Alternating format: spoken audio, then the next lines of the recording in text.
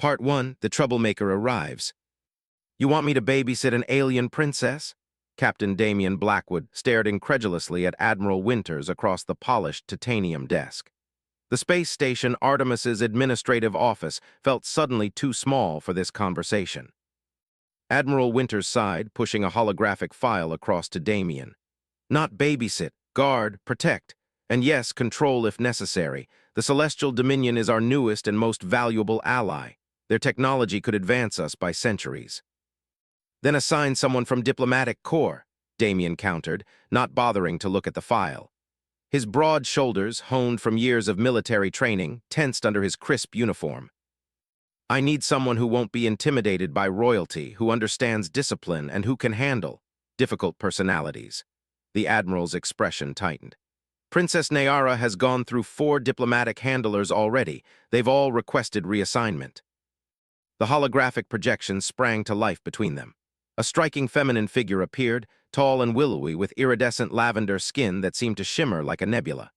Her eyes, entirely silver with no visible pupils, regarded the camera with obvious disdain.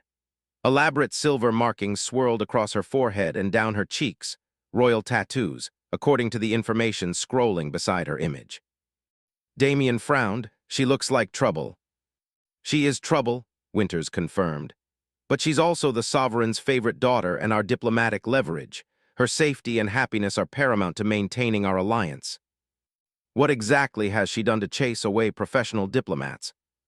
Unauthorized excursions into restricted areas, hacking our security systems for amusement, seducing station personnel, insulting ambassadors from 3 different planets. The Admiral's list continued, each offense more outrageous than the last. And you think I can handle her? How exactly? You established order in the Martian mining colonies when they were on the brink of anarchy. You negotiated peace between warring factions on Europa. Your psychological profile indicates exceptional patience coupled with uncompromising boundary setting. Winters leaned forward. Plus, you're the only senior officer who's fluent in High Celestial. Damian felt trapped. His exemplary service record had become a noose around his neck. When does she arrive? She's already here. A ghost of a smile crossed the Admiral's face. Docking Bay 7. She's refused to leave her ship until her accommodations are inspected. Perfect, Damian muttered, rising to his feet. His imposing 6'3" frame cast a shadow across the desk. Any other surprises I should know about? Just one. The Celestials have unique, physiological responses to discipline. Their neural pathways process humiliation and correction differently than humans. It's tied to their hierarchical social structure. Meaning that what might embarrass a human might stimulate a celestial in other ways. It's in the cultural briefing notes. I suggest you read them carefully. Damian grabbed the data tablet containing his new assignment. Wonderful. I'm playing handler to an alien princess with a discipline kink. Not playing handler. You are her handler, Captain. The Admiral's tone left no room for argument. The future of Earth-Celestial relations may depend on it. Docking Bay 7 buzzed with activity as station personnel scurried to accommodate their distinguished visitor.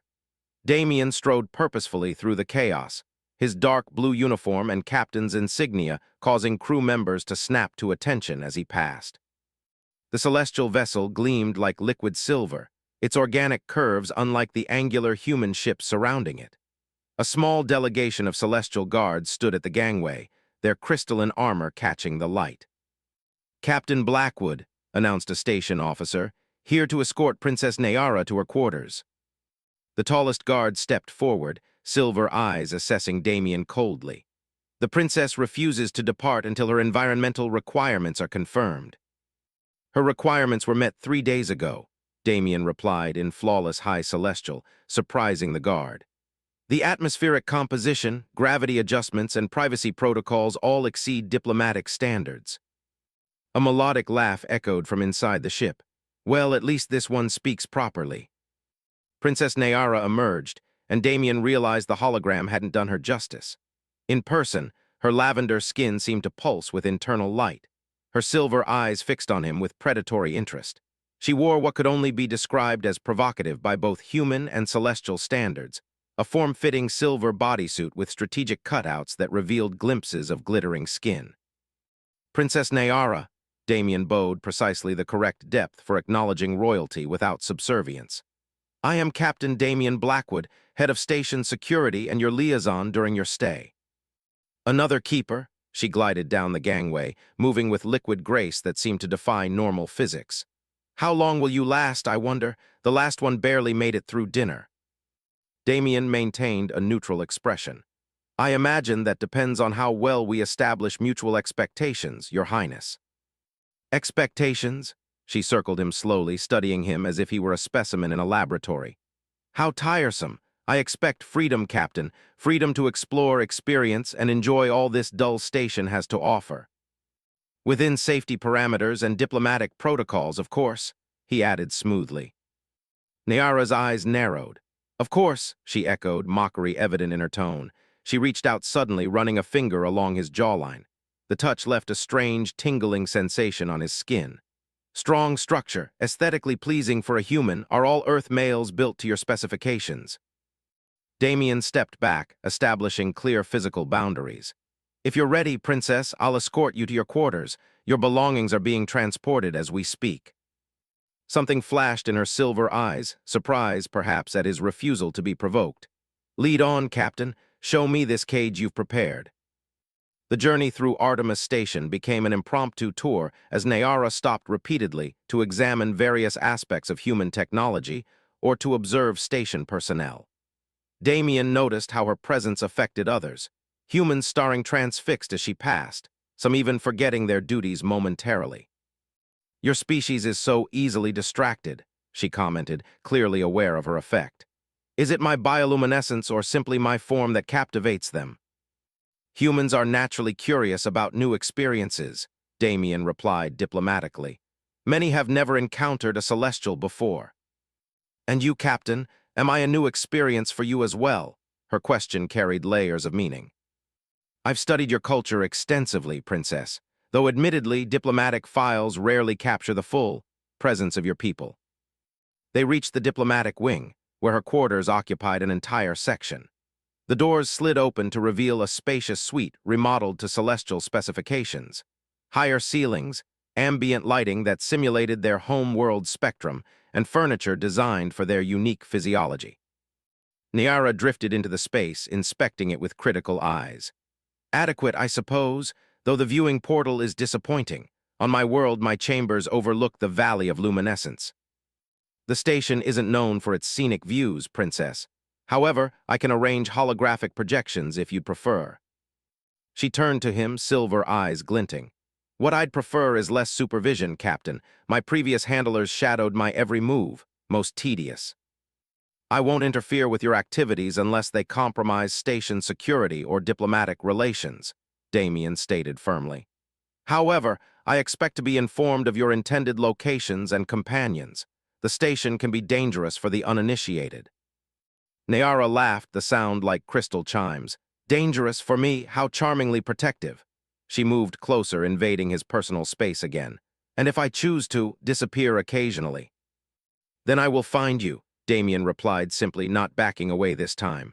It's what I do, Princess. I find problems and solve them. Something shifted in her expression, a flicker of interest replacing the practiced disdain. Am I a problem to be solved, Captain Blackwood? That's entirely up to you. Their gazes locked in silent challenge, neither willing to concede ground. Finally, Nyara smiled, revealing teeth with a pearlescent sheen. I believe our association may prove more interesting than I anticipated. She turned away, effectively dismissing him. You may leave now. I wish to rest before tonight's welcome reception. As you wish, Princess. The reception begins at 20:00 station time. I'll return to escort you at 19:45. Is that a request or an order, Captain? She called as he reached the door. Neither, Damien replied calmly. It's a statement of fact. As the door closed behind him, Damien released a long breath. His research on celestial psychology hadn't prepared him for the reality of Nyara's presence. The princess radiated power and sensuality in equal measure, a combination designed to unbalance anyone in her orbit. Admiral Winters was right about one thing. This wouldn't be a typical security assignment. The princess seemed determined to test boundaries at every turn, and her interest in him felt predatory rather than diplomatic. Damien consulted his data tablet, reviewing the detailed cultural briefing on celestial physiology and psychology. One passage caught his attention. Celestials respond to authoritative correction through a neurological pathway that stimulates pleasure centers. This evolutionary adaptation ensures social harmony through clearly established hierarchies. Direct challenges from inferiors create confusion and discomfort, while appropriate correction from acknowledged authority figures releases endorphin-equivalent compounds. Great, Damien muttered to himself. I'm supposed to discipline an alien princess who's literally wired to enjoy it. As he strode toward his office to prepare for the evening's reception, Damien couldn't shake the feeling that Princess Nayara would prove to be the most challenging and potentially dangerous assignment of his career. Boundaries established. The grand reception hall of Artemis Station glittered with the combined finery of a dozen species. Holographic displays simulated a night sky above, stars twinkling among floating orbs of soft light. Representatives from across the galaxy mingled, their varied forms creating a living tapestry of interstellar diplomacy. Damien stood near the entrance, checking his chronometer for the third time. 20:15. The princess was deliberately late. "Trouble with your charge already, Captain?" Admiral Winters appeared beside him, resplendent in formal dress uniform. "She's making a statement," Damien replied, scanning the corridor beyond. "Testing to see if I'll fetch her or wait." The Admiral raised an eyebrow. "And your strategy?" "Give her exactly 7 more minutes, then I retrieve her politely but firmly." A ripple of murmurs spread through the gathered dignitaries. Damien turned to see Princess Nayara making her entrance, and for a moment he forgot to breathe. She had abandoned the provocative bodysuit for something even more striking, a gown that seemed composed of living starlight, clinging to her form before cascading into a gossamer train. The silver markings on her face and neck pulsed subtly, and her hair, now free from its earlier restraints, floated around her head in a silver cloud that defied gravity. Every eye in the room locked onto her. Even the Volxian ambassador, whose species was notorious for their stoicism, appeared transfixed. "Well," Winters muttered, "she certainly knows how to make an entrance." Nayara glided through the crowd, acknowledging greetings with regal nods but stopping for no one. Her gaze swept the room until it found Damien, and a smile curved her lips as she approached. "Captain," she purred, "have I missed anything of importance?" "Only the formal introduction of Earth's newest quantum physicist," he replied evenly. "Dr. Harlow was looking forward to discussing space-time theories with you." A flicker of genuine disappointment crossed her features. "Is she still here?" "She left 10 minutes ago. Early morning research schedule." Nayara's eyes narrowed slightly, recognizing the subtle rebuke in his information. "How unfortunate. Another time, perhaps." "Perhaps," Damien agreed, offering his arm as protocol dictated. "The Rigelian ambassador has requested an introduction. Shall we?" For the next hour, Damien guided Nayara through the diplomatic maze with practiced ease. She performed her royal duties flawlessly when engaged directly, but he noted her growing restlessness in her increasingly frequent glances toward the service doors. "Is something troubling you, Princess?" he asked during a momentary break between introductions. "Boredom," she replied bluntly. "Diplomatic functions are tedious regardless of the planet. Even so, they serve a purpose beyond entertainment." "Oh," she accepted a flute of shimmering blue liquid from a passing server.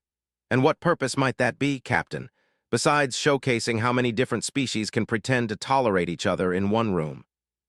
Before Damien could respond, a commotion erupted near the refreshment area. A draconian trade minister was gesturing angrily at a human attendant, mandibles clicking in agitation. "Excuse me," Damien said, moving swiftly toward the disturbance. As he dealt with the minor diplomatic incident, a misunderstanding about appropriate beverages for draconian physiology, he kept Nayara in his peripheral vision. She appeared to be engaged in conversation with the Andromedan cultural attaché. Until she wasn't. Damien completed his peacekeeping and turned back to find the princess had vanished. A quick scan of the room confirmed his suspicion. She had slipped away during the distraction. "Computer," he subvocalized into his neural link, Locate Princess Nayara. Princess Nayara's biosignature indicates she is in corridor J7, moving toward the research wing. The station AI replied instantly. Damien excused himself from the reception and moved with purpose through the less populated corridors of the station. The research wing housed Artemis's most sensitive projects. Precisely the area he'd explicitly mentioned was restricted during their initial tour. He found her attempting to override the security panel outside Quantum Lab 3, her slender fingers dancing over the interface with surprising expertise. "Interesting choice of evening entertainment, Princess," he said calmly, watching her shoulders stiffen at his voice. Nayara turned slowly, her expression carefully composed. "Captain Blackwood, I was merely exploring. With considerable technical skill, I note," he gestured to the half-hacked security panel. "Those algorithms are classified. Are they, how careless of your security systems to make them so accessible?" Her defiance was palpable, challenging him to act. Damien stepped closer, lowering his voice. "We both know you deliberately waited for a distraction to slip away. We both know this area is restricted, and we both know this isn't a simple misunderstanding." The corridor was empty save for them, the soft blue emergency lighting casting ethereal shadows across her lavender features. "And what will you do about it, Captain?" Her silver eyes gleamed with anticipation. "Report me to the Admiral, send me to my quarters with a stern warning." "I think we need to establish some clarity about consequences," Damien replied, taking her firmly but gently by the elbow. "Come with me." To his surprise, she allowed herself to be guided away from the lab, though her body language radiated tension. He led her through a series of service corridors until they reached a small observation deck overlooking the station's massive drive systems. The space was private, used primarily by engineering for diagnostics. "Why here?" she asked, genuinely curious.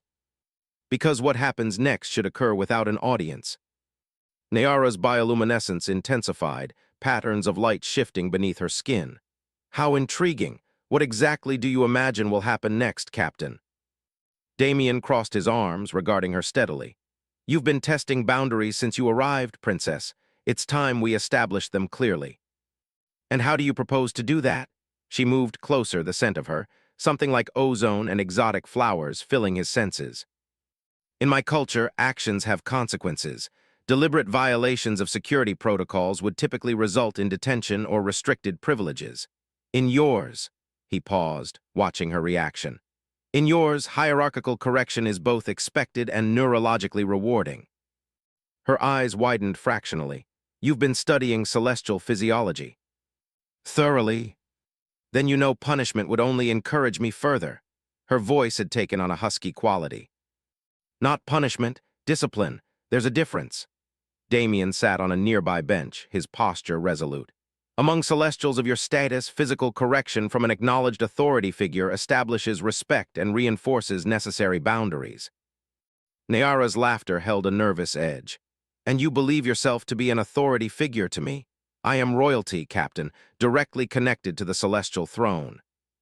"On your world, yes, but here on this station in Earth space, I am responsible for security and diplomatic protocols. Your father accepted those terms when he sent you." Something shifted in her expression, surprise, perhaps, that he would invoke her father's authority. Before she could formulate a response, Damien continued. "You have a choice, Princess. You can accept appropriate discipline for your actions, establishing a workable relationship between us, or I can officially report this incident, which will necessitate a formal diplomatic response." Nayara's bioluminescence pulsed rapidly, betraying her inner conflict. "You wouldn't dare." "I would, not out of any desire to embarrass you, but because my duty to this station and its security is paramount." They stared at each other, locked in silent combat of wills. Finally, Nayara's shoulders dropped slightly. "Very well," she said, her voice barely audible. "I accept your correction." Without further discussion, Damien guided her across his lap. The position was both intimate and authoritative, carefully calculated to align with celestial disciplinary customs. He delivered 5 measured, firm smacks to her lower body, mindful of both human standards of appropriateness and celestial physiological responses. The effect was immediate and remarkable. Nayara's body stiffened initially, then trembled as silver patterns of light cascaded across her skin. A soft gasp escaped her lips with each contact. When he finished and helped her to her feet, her eyes were wide, pupils dilated to black pools in the silver. For once, she seemed at a loss for words. "We should return to the reception," Damien said calmly, giving her a moment to compose herself. Nyara straightened her gown with trembling hands. "That was not what I expected." "Discipline rarely is." He opened the door, gesturing for her to precede him. "I trust we now have a clearer understanding." As they walked back through the corridors, Damien noticed a marked change in the princess's demeanor. The challenging defiance had been replaced by thoughtful silence. Occasionally, she glanced at him with an expression he couldn't quite decipher, not anger or humiliation, but something more complex. When they reached the reception, Nyara paused before entering. "No one has treated me as you just did since my combat instructor when I was an adolescent." "I'm not trying to demean you, princess. Quite the opposite. I respect you enough to hold you accountable." A smile ghosted across her lips. How very human, yet strangely, she searched for the word, refreshing. Admiral Winters approached as they re-entered, eyebrows raised in silent question. "Princess Nyara wanted to see more of the station," Damien explained smoothly. "We took a brief tour of the observation areas." "I hope you found them illuminating, Your Highness," Winters said. "Unexpectedly so, Admiral." Nyara's gaze flicked to Damien. "Your Captain Blackwood has given me much to consider about Earth's methods of operation." The remainder of the evening passed without incident. Nyara performed her diplomatic duties with newfound attention, engaging genuinely with various delegates. When she finally indicated she was ready to retire, Damien escorted her back to her quarters. At her door, she turned to him. "That form of discipline, it's not in any of the cultural briefings about humans." "Some aspects of human interaction aren't documented in official channels," Damien replied. "I see," she studied him, her head tilted slightly. "And is this how you'll respond to all my explorations?" "Only those that violate established boundaries. You're free to explore within parameters, princess. I'm not your jailer." "No," she agreed softly. "You're something far more dangerous, Captain Blackwood." "And what's that?" Her door slid open, and she stepped backward into her quarters, silver eyes locked with his. "Someone I might actually come to respect." As the door closed between them, Damien released a breath he hadn't realized he was holding. The encounter had gone according to plan. He'd established clear boundaries and consequences, yet something unexpected had emerged. Beneath her rebellious exterior, he'd glimpsed a different Nyara, intelligent, perceptive, and perhaps lonely in ways that transcended species. His comm unit chimed softly, Admiral Winters requesting his presence for debriefing. The journey to his superior's office gave Damien time to organize his thoughts. He would report the security breach, but frame it as a learning opportunity rather than a diplomatic incident. What had happened afterward was a private matter, one that seemed to have achieved its purpose. For now, at least, something told him Princess Nyara wouldn't be quite so easily managed going forward. The challenge had only begun. Retry Claude can make mistakes. Please double-check responses.